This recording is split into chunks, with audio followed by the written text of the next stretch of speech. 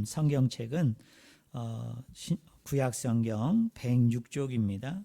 106쪽 출애굽기 16장 우리 1절부터 20절까지 봅니다.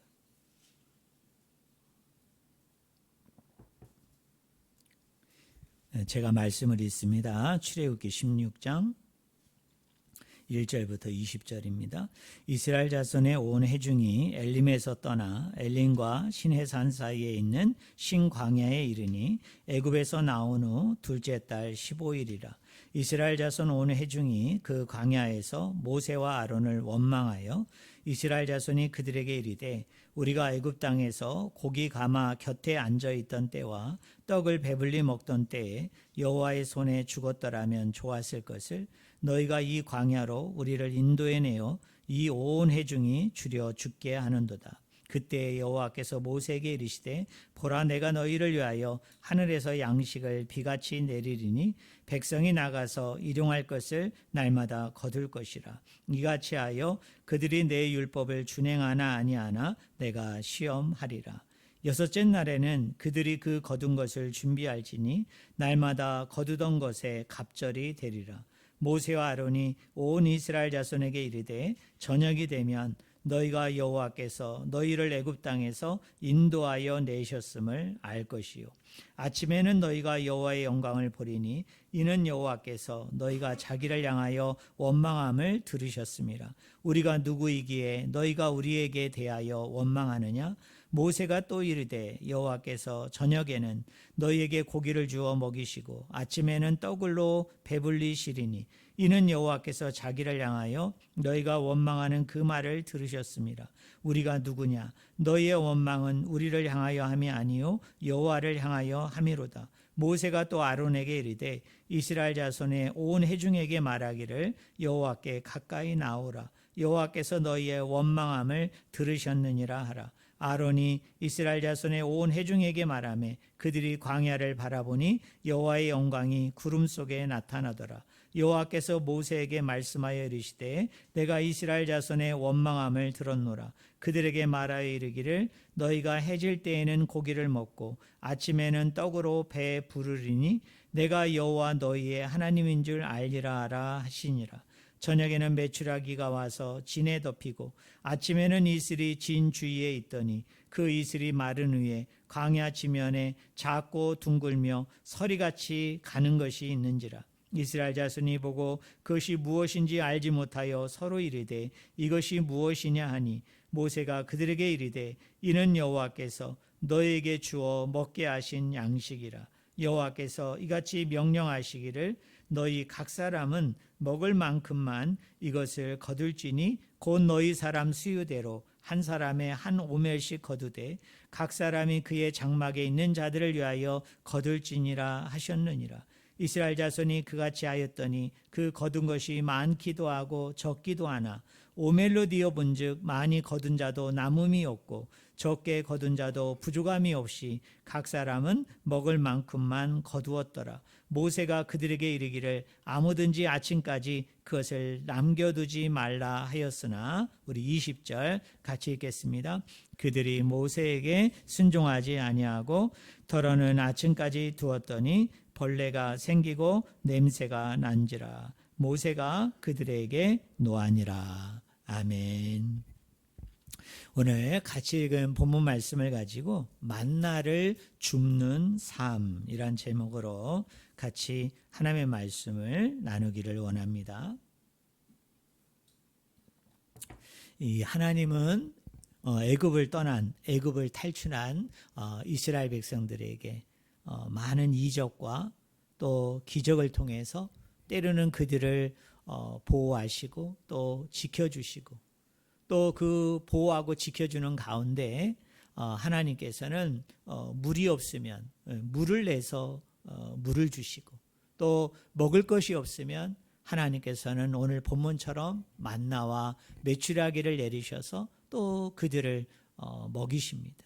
그리고 밤에 추우니까 하나님께서 어떻게 합니까? 불기둥으로 그들을 보호해 주시죠. 또 낮에는 너무나 더우니까 하나님께서 구름 기둥을 내리셔서 바로 그들을 시원케 하심으로 하나님께서 그 사람들을 보호해 주었던 것을 우리가 이 말씀을 통해서 알 수 있습니다. 그런데 특별히 하나님께서 이렇게 이스라엘 백성을 향해서 많은 이적과 기적을 행하는 그런 내용들이 많이 소개가 되어지는데, 그 중에서 특별히 만나와 메추라기를 그 내린 사건은 다른 사건도 마찬가지지만 하나님께서 이 사건을 통해서 특별히 이스라엘 백성들에게 하나님이 원하셨던 것이 있었어요. 뜻하셨던 것이 있었습니다. 그것이 바로 뭐냐면 이스라엘 백성들이 이 만나와 메추라기 사건을 통해서 하나님을 알기를 원했습니다. 하나님을 깨닫기를 원했습니다.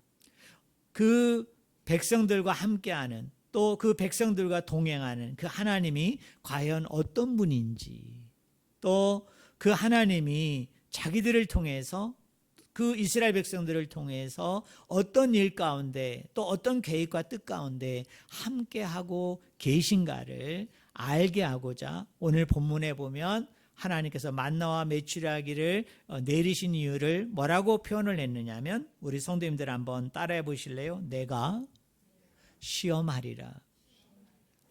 그러니까 하나님은 이스라엘 백성들이 먹을 것이 없어서 하나님을 원망했죠. 불평했죠. 그래서 모세와 아론을 찾아가서 문제를 제기하면서 막 원망하고 불평했는데, 하나님이 그 원망하고 불평하는 소리를 들으신 거예요.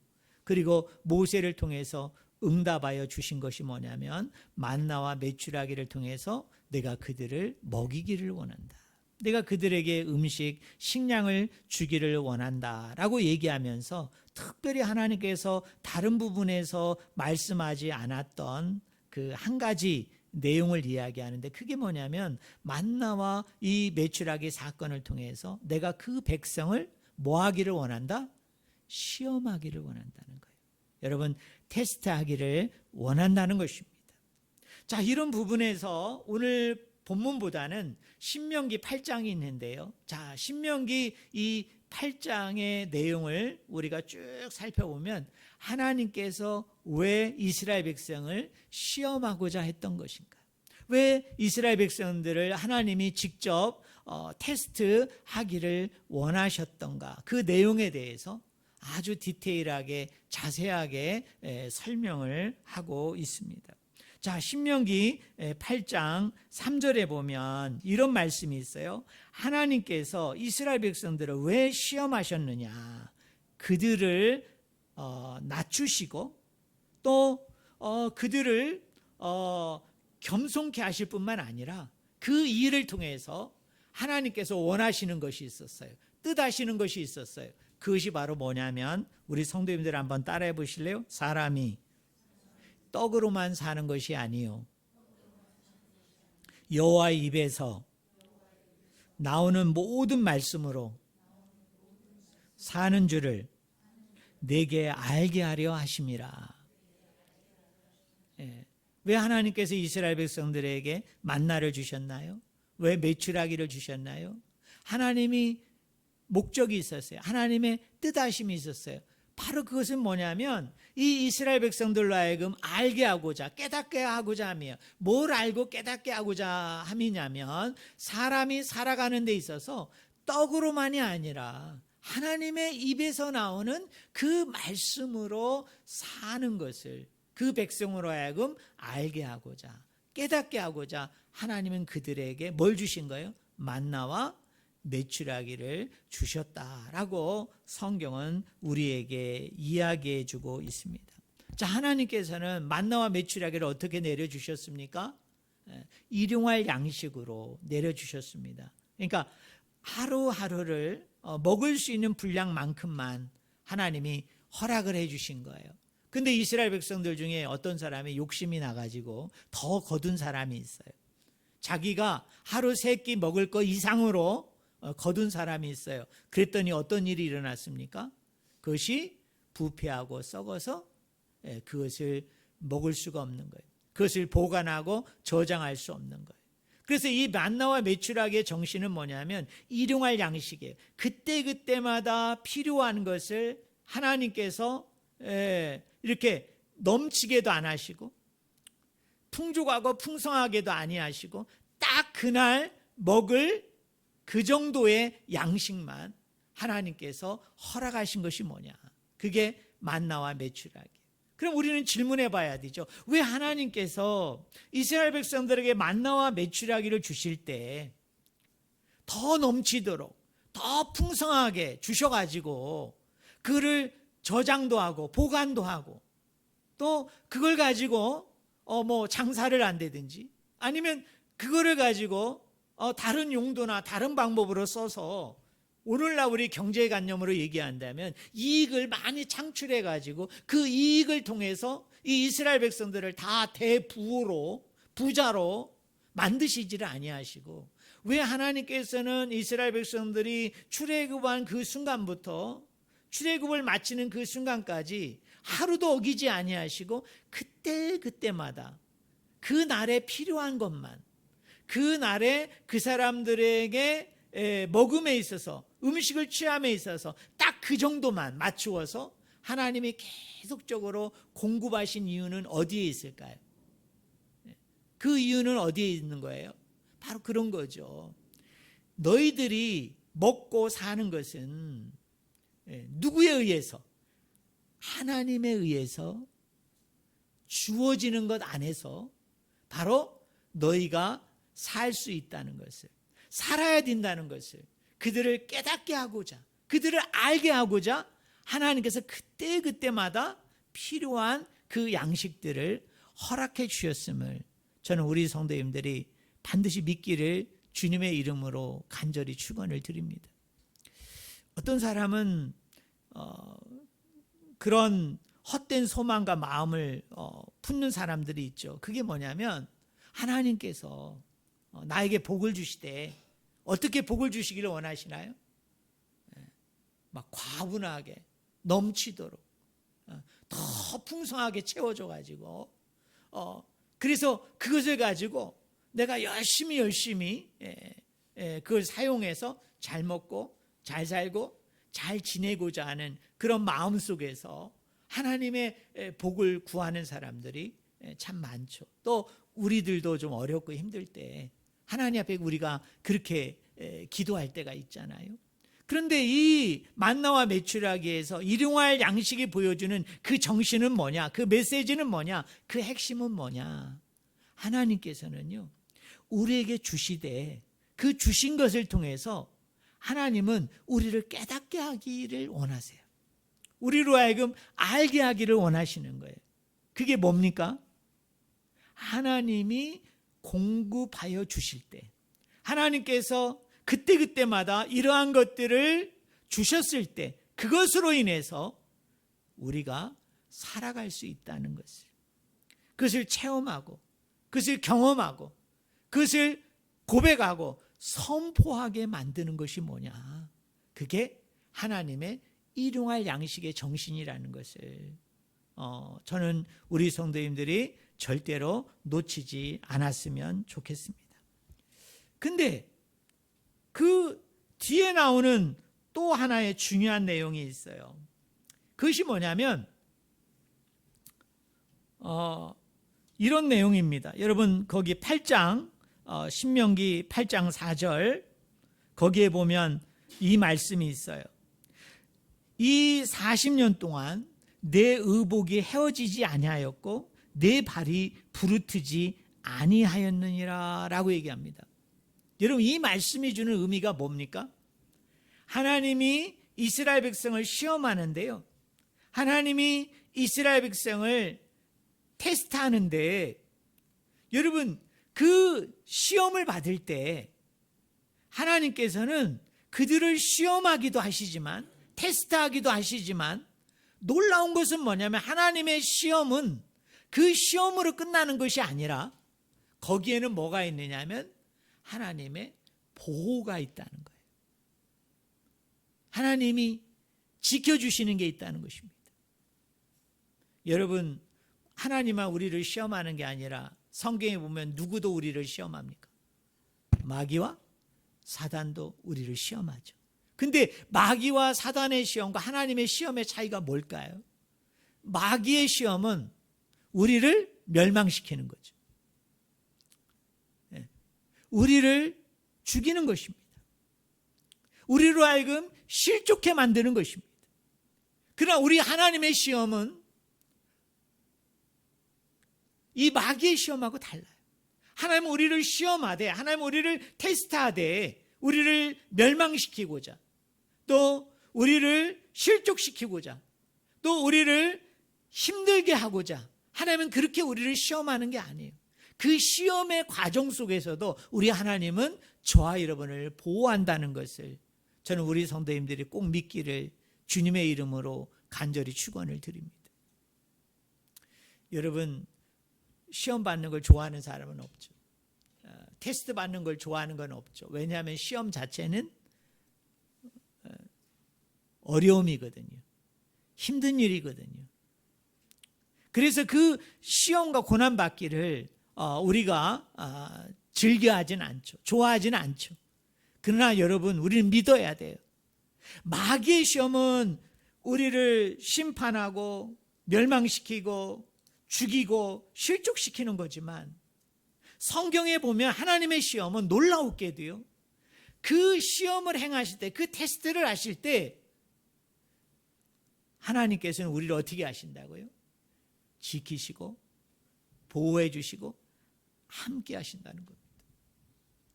우리가 민수기에 보면 그 민수기의 내용 중에 이런 게 있어요.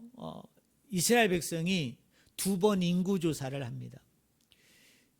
이 첫 번째 그 인구조사는 언제 하느냐면, 이제 시내산에서 하나님 앞에 율법을 받고, 그리고 하나님의 명령들을 이제 성막을 만들죠.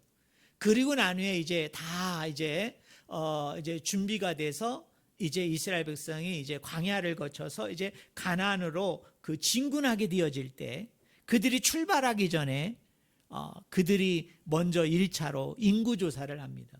그때 인구조사를 할 때 그 인구조사를 어떻게 하느냐면, 그 남자 20세 이상의 성년을 대상으로 인구조사를 하게 되어집니다. 그래서 그 인구조사를 했더니 약 60만이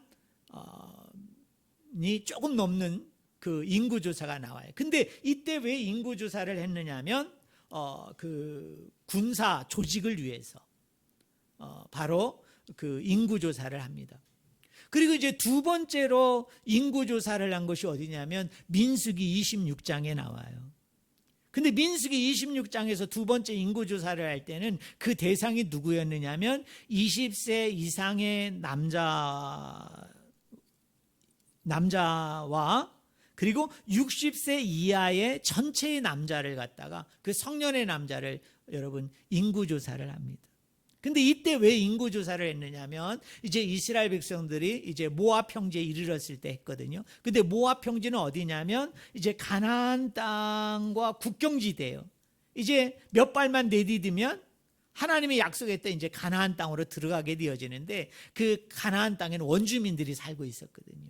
그래서 그 원주민들과 이제 전투를 해야 되잖아요. 전쟁을 해야 되기 때문에 1차 조사와 똑같이 이 군사 조직을 위해서 20세 이상 60세 이하의 남자들을 이제 인구조사를 해요. 그리고 그것만이 아니라 이제 가나안 땅을 정복하게 되어졌을 때 그 가나안 땅을 이제 분배하게 되어지잖아요. 땅을. 그래서 그 땅 분배를 원활하게 하기 위해서 지파별로 이제 인구수를 갖다가 이제 계산을 했는데, 여러분 놀라운 건 뭐냐면 1차 인구조사를 했을 때의 이스라엘 백성의 수와 2차 인구조사를 했을 때 이스라엘 백성의 수가 어떻게 됐을까요?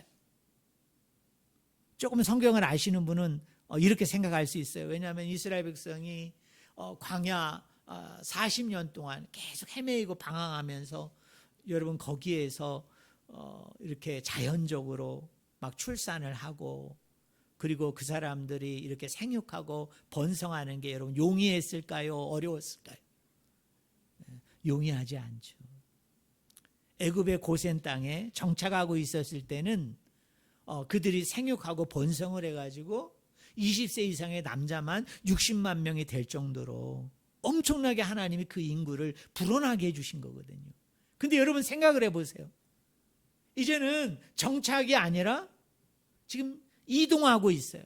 그리고 이 사람들이 광야에서 생활했거든요. 텐트 생활을 했거든요. 여러분, 이 상황에서 이들이 임신하고 출산을 하고 생육하고 번성한다는 것은 정착 때보다는 어땠을까요? 정말 힘들었겠죠. 어려웠겠죠. 어떤 의미에서는 그게 가능하지 않죠. 그 인구수를 유지한다는 것이 도리어 어떻게 돼야 됩니까? 우리의 상식으로 따져보면 인구수가 막 절반으로 준다든지 아니면 3분의 1로 줄어야 되는 거 아니에요? 그리고 또 어떤 일이 있었습니까? 이스라엘 백성들이 막 불순종하고 하나님을 원망하고 불평하고 막 그래가지고 때로는 막 불뱀에 물려서 많은 사람들이 죽었거든요. 그리고 그 바알을 숭배하고 또 간음죄를 저질러 가지고 막 역병이들을 통해서 그 출애굽한 세대들이 많이 죽어나갔거든요. 자, 이런 것들을 종합적으로 감안해 보면 이제 시내산을 떠나서 본격적으로 광야 생활을 시작했을 때 그 인구수와 이제는 광야 생활이 맞춰지고 이제 가나안 땅으로 이제 진군하고 진격하는 그 순간의 그 인구수를 비교해 봤을 때 우리 생각에는 언뜻 그 인구수가 가반으로 줄지 않았을까? 한 3분의 1로 줄지 않았을까? 4분의 1로 줄지 않았을까라고 생각이 되는데요. 제가 그 인구 통계를 내보니까 놀라운 것은 1차 인구 조사보다 2차 인구 조사가 아주 미세하게 줄었는데 그 차이가 얼마냐? 1000여 명밖에 차이가 나질 않아요. 양쪽 다 60만 명. 어떤 의미에서는 전혀 차이가 없습니다. 여러분, 이것이 뭘 말해주는 거예요? 하나님께서는요, 광야 40년 동안 하나님은 그 백성을 시험했어요. 그 백성을 테스트했습니다. 그래서 어떤 의미에서는 40일 만에 갈 수 있는 그 거리를, 몇 주만 갈 수 있는 그 단거리를 하나님께서는 무려 이스라엘 백성으로 하여금 어떻게 했느냐? 광야에서 40년 동안 헤매이고 방황하게 만들었어요. 그 광야 생활을 하게 만들었어요. 왜 그렇습니까? 그들을 낮추시기 위해서, 그들을 겸손케 하기 위해서, 그리고 하나님을 아는, 그리고 하나님에 의해 구별되고 성별되어진 거룩한 백성으로, 하나님의 백성으로 그들을 만들고자 하나님께서는 그들에게 그 광야 생활을 하게 한 거예요. 그 고난의 그 삶을 40년 동안 살게 한 거예요. 근데 놀라운 것은 뭐냐면 하나님께서는요, 그런 가운데 속에서도 어떻게 하셨다고요? 따라하겠습니다. 내 의복이 헤어지지 아니하고 내 발이 부르트지 아니하였다. 그렇게 뭐예요? 지키시고 보호해 주시고 함께 해 주셨다는 거예요. 우리가 신앙생활, 믿음생활을 하다 보면 모든 것이 내가 원하는 대로, 내가 뜻하는 대로, 내가 계획한 대로 그게 다 이렇게 열매 맺어지고 결실로 나타나고 여러분 성과로, 결과로 여러분 나타나면 얼마나 좋겠어요. 그러나 여러분 그러지 못할 때가 더 많지요. 그때 우리가 낙심하지 말고 실망하지 말아야 될 것은 뭐냐면 그것이 어떤 의미에서는 내가 사업을 하든 내가 어떤 일을 하든 그것이 하나님의 시험이고 하나님의 테스트일 수 있어요.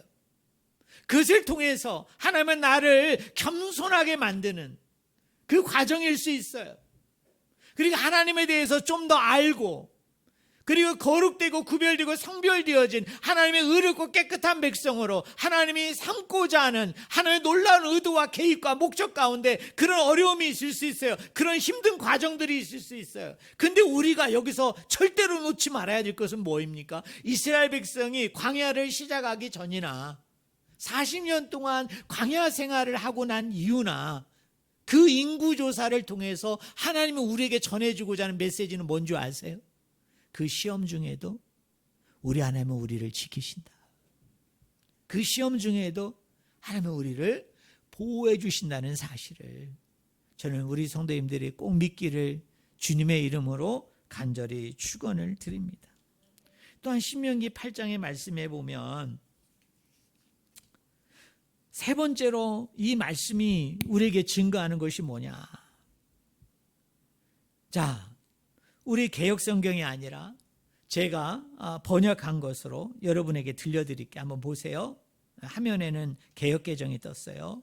너는 사람이 그 아들을 가르치는 것 같이 내 하나님 여호와께서 너를 가르치는 줄 마음에 깊이 깨달으라. 이 말씀이 뭔지 아세요? 하나님이 이스라엘 백성을 시험할 때요, 무슨 마음으로 그들을 시험했다는 겁니까? 따라하겠습니다. 아버지의 마음. 아버지의 마음으로 시험하세요, 우리 하나님. 아버지의 마음으로 그들을 테스트합니다. 마치 여러분이 자녀들이 올바르고 곱게 자라도록 우리 부모들이 어떻게 합니까? 때로는 자녀들을 꾸중하죠. 나무라죠. 훈육하죠. 마찬가지 우리 하나님은, 여러분, 하나님은 우리를 시험할 때요, 어떤 마음으로 우리를 시험하시느냐 하면 아버지의 마음을 가지고 한다는 거예요. 아버지의 마음으로 어떻게 하는 거예요? 때로는 우리에게 고난도 줄 수 있고 어려움도 줄 수 있고 힘든 일도 우리에게 줄 수 있어요. 근데 그 모든 것은 뭐냐면 하나님께서 아버지의 마음으로 한다는 거예요. 아버지의 마음으로 한다는 것은 그 핵심이 뭡니까? 우리를 좀 더 잘되게 하기 위해서, 우리가 좀 더 올바르고 참되고 의롭고 곱게 잘 자라게 하기 위해서, 하나님의 마음과 품성에 맞는 사람으로 우리를 닮아가게 하기 위해서 하나님께서 아버지의 마음으로 그 모든 것들을 행하신다는 것을 저는 여러분들이 꼭 믿기를 주님의 이름으로 간절히 축원을 드립니다. 또한 신명기 8장 16절에 보면요, 하나님이 왜 우리를 시험하느냐, 하나님 왜 우리를 테스트하느냐, 그 결과가 뭐냐, 여러분 따라하겠습니다. 마침내 내게 복을 주기 위한 것이다. 여러분, 마귀와 우리 하나님의 시험은 완전히 달라요. 마귀는 뭐 하기 위해서 우리 시험을 준다고요? 우리를 멸망시키고 심판하기 위해서 우리에게 시험을 줍니다. 어려움을 줍니다. 고난을 줍니다. 그러나 여러분, 우리 믿는 사람의 고난은 다릅니다. 우리 믿는 사람의 시험은 다릅니다. 하나님의 시험과 하나님의 고난은 다릅니다. 하나님께서는요, 그 시험을 통과할 때, 그 시험을 우리가 견디고 이기고 극복할 때 하나님은 궁극적으로 왜 우리를 시험했느냐, 왜 우리를 테스트했느냐, 왜 그런 고난과 어려움과 힘든 일들 가운데 나를 그렇게 하도록 만들었느냐, 그 이유는 딱 하나예요. 저와 여러분을 뭐하게 하기 위함이에요? 복을 주기 위함이라는 것을 저는 여러분들이 꼭 믿기를 주의 이름으로 간절히 축원을 드립니다. 자, 오늘 본문으로 돌아와서요, 자, 오늘 본문을 보면 계속 반복되는 말이 있어요.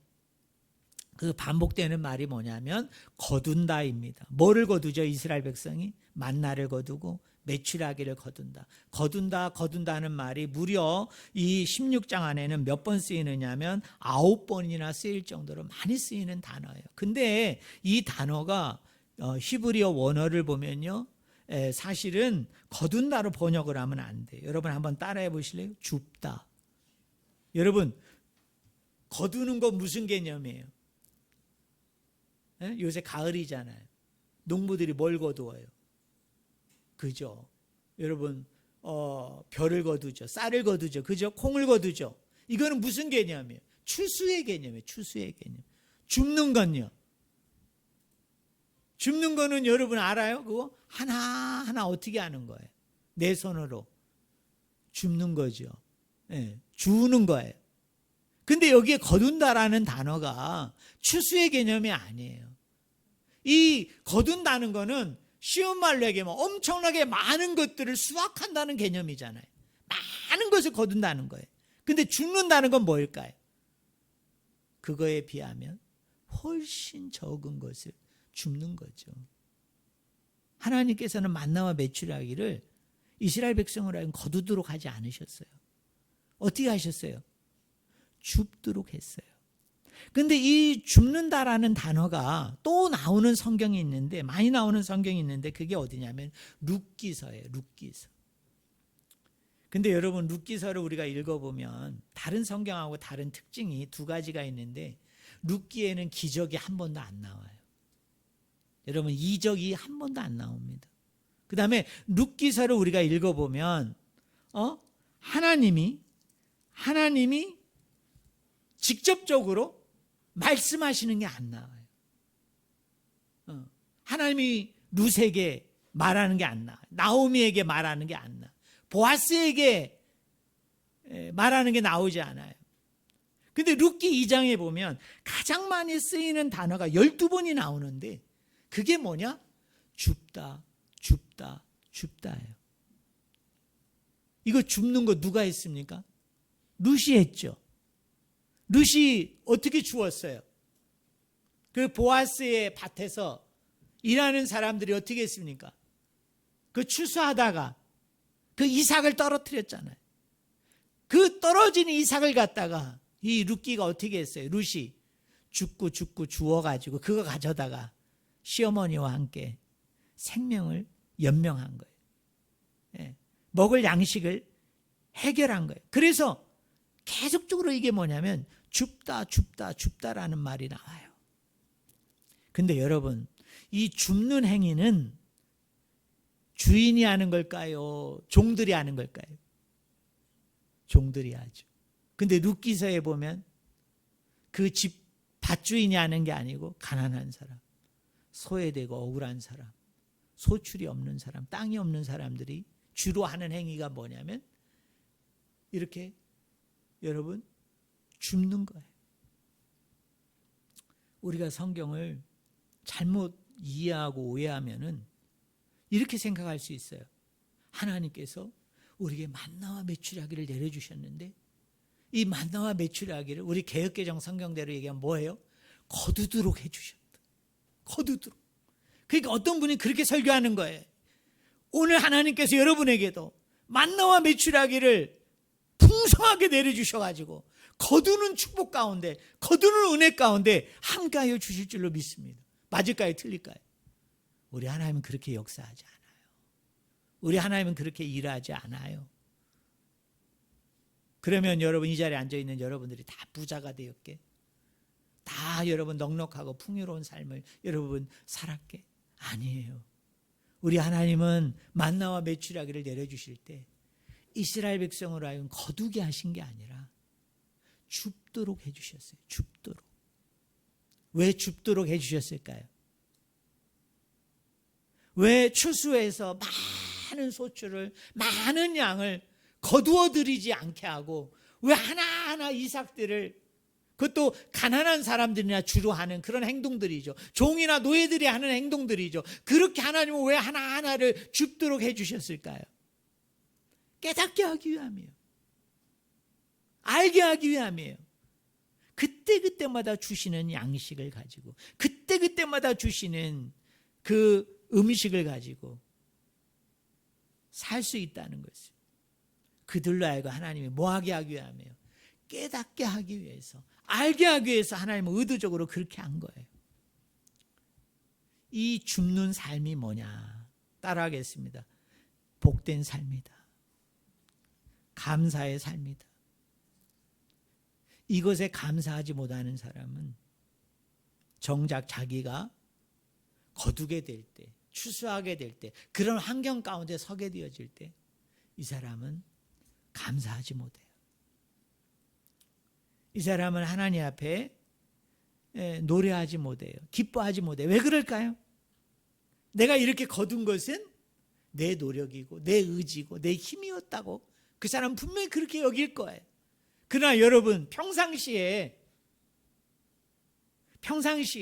죽는 삶을 통해서 그때그때마다 주시는 그 양식으로, 그때그때마다 주시는 그 음료로, 그때그때마다 주시는 하나님의 은혜로, 복으로 늘 감사하면서 사는 사람은 적을 때나 많을 때나, 부족할 때나 넘칠 때나 그 사람은 항상 무슨 생각을 하게 되어질까요? 이 모든 것은 다 하나님께서 나에게 주신 것이라, 베풀어 주신 것이라, 복으로서 나에게 허락해 주신 것이라는 그 사실 앞에서 우리는 감사하고 기뻐하고 즐거워할 수 있는 것입니다. 결론적으로 이야기합니다. 하나님께서 우리 한 사람 한 사람에게 허락하신 삶은 거두는 삶이기보다는 줍는 삶이 훨씬 많아요. 아니, 거의 다입니다. 물론 가끔 간증하는 사람 보면 자기는 하나님이 복을 내려주셔가지고 막 거두는 인생을 살았대. 자기는 막 추수하는 인생을 살았다라고 간증하는 분은요, 제가 부정하지는 않아요. 아주 극히 작아요. 극소수일 뿐이에요. 근데 그분 조심해야 돼요. 성경에 보면 선줄로 생각한 자는 넘어질까 조심하라 라는 말이 있기 때문에 조심해야 돼요. 그러나 대다수의 우리 믿는 자의 삶이라는 건, 대다수의 우리 신앙인의 삶이라는 것은 어떻습니까? 거두는 삶이기보다는 줍는 삶이에요. 그 줍는 하나하나의 그 과정을 통해서 하나님이 주신 양식과 하나님이 주신 음식으로만 우리가 살 수 있다는 것을 늘 겸손함과 낮아진 가운데 우리가 인정하고 고백할 때, 또 그런 하나님을 우리가 믿고 확신하게 되어질 때, 하나님께서는 그것이 시험이라 할지라도 광야라 할지라도 우리를 그대로 방치하지 아니하시고, 우리의 옷이 헤어지지 아니하도록, 우리의 발이 부르트지 아니하도록 우리를 보호해 주실 뿐만 아니라 아버지의 마음으로 하시기 때문에, 비록 그런 것들이 당장 채워지고 넘치도록 채워지지는 않는다 할지라도 그 과정을 통해서 더 소중한 자산을 알게 되는 거죠. 더 소중한 자원들을 우린 가지게 되는 거죠. 그게 뭐예요? 하나님에 대한 제대로 된 암, 그리고 하나님의 그런 어떤 섭리에 대해서, 하나님의 그런 뜻에 대해서, 의지에 대해서, 그런 행동들에 대해서 내가 깊이 알아가는 그 자원들, 그런 복들을 우리가 가지게 되는 거예요. 저는 성도님들이 이것을 더 사모하고 더 기다리고 더 넘치도록 소유하는 저와 여러분이 되기를 주님의 이름으로 간절히 축원을 드립니다. 우리 마지막으로 한번 따라해 보실래요? 우리의 삶은 거두는 삶이 아니라 줍는 삶이다. 여러분 믿으십니까? 네. 아이고, 나는 왜 거두지 못해? 나는 왜 추수하지 못해? 그냥 내 사업장이 그냥 오늘 완전히 대박 나가지고 그냥 막 감당 못할 정도로 막 거두고 수확했으면 얼마나 좋을까? 여러분, 그런 건 기대하지 마세요. 그런 걸 소원하지 마세요. 그러다 보면 여러분, 내가 더 무너질 수 있어요. 교만하고 자만해서 하나님을 떠날 수 있어요. 그런 것보다는 여러분이 이렇게 기도해야 돼. 하나님, 거두는 삶이 아니라 그 하나하나 줍는 그런 삶을 통해서 내가 하나님을 더 알아가기를 원합니다. 하나님을 배워가기를 원합니다. 하나님의 뜻을 발견하고 하나님의 계획을 우리가 찾아서 그 아버지의 부르심에 맞게, 목적에 맞게, 뜻에 맞게 제가 순종하는 자가 되기를 원합니다. 복종하는 자가 되기를 원합니다. 하나님, 함께 해달라고 여러분이 기도했으면 좋겠어요. 그것이 뭐예요? 하나님 우리에게 어려움을 주신 이유거든요. 어려움을 주신 목적이거든요. 우리를 테스트하고자 하는 그 원인이거든요. 내용이거든요. 지금 여러분 힘듭니까? 지금 여러분 어렵습니까? 지금 여러분 공고합니까? 지금 여러분 어떤 문제 때문에, 어떤 것 때문에 여러분 딱 막혀 있습니까? 그때 여러분 이렇게 기도해야 돼요. 하나님, 나로 하여금 이걸 거두게 하여 주시옵소서, 추수하게 하여 주시옵소서가 아니라, 아버지 하나님, 그때마다, 이때마다 하나님 이게 딱 필요합니다. 이 정도가 필요합니다. 하나님, 이걸 내가 주울 수 있도록, 줍는 삶을 살아갈 수 있도록, 그래서 하나님, 내가 하나님을 인정하는 삶을 살 수 있도록, 하나님이 그때마다 주시는 것으로 내가 살아갈 수 있다라는 그런 고백들을 할 수 있도록, 내가 그런 겸손한 영혼으로, 낮은 영혼으로 하나님만 전적으로 의지하고 바라보며 나아가는 영혼으로 하나님 나를 빚어나가 주시옵소서. 그게 더 소중한 것이고 귀한 것이고 그게 더 복된 일이기 때문에 하나님 함께 해달라고 우리가 하게 되어질 때 제가 아까 인구조사를 했잖아요. 얘기를 드렸잖아요. 출발할 때 인구조사와 그들이 나중에 도착하게 됐을 때 인구조사의 숫자가 같았다는 거예요. 광야인데도 아이를 출산할 수 없고, 여러분 생육하고 번성할 수 없는 그런 환경인데도 많은 사람들이 죽었거든요. 이런 이유에서 저런 이유에 의해서 하나님에 의해서 자신들의 실수와 잘못과 죄에 의해서 얼마나 많은 사람이 죽었습니까? 근데 하나님은요, 놀라웠게도 그들을 줄이시지 아니하시고 그 숫자와 똑같이 하나님은 그들을 지키시고 보호해 주시고 함께 해주셨다는 거예요. 결코 하나님은 그 백성을 포기하지 않고 버리지 아니하시고 그들을 그저 멸망과 심판에 그냥 놔두시지 아니하시고 보이지 않는 가운데, 알지 못하는 가운데 하나님은 그렇게 만들어 주셨다는 거거든요. 저는 여러분의 가정이, 여러분의 사업장, 여러분의 일터가, 여러분의 삶의 모든 상황들이 다 그런 상황이 되어지기를 주님의 이름으로 간절히 축원을 드립니다.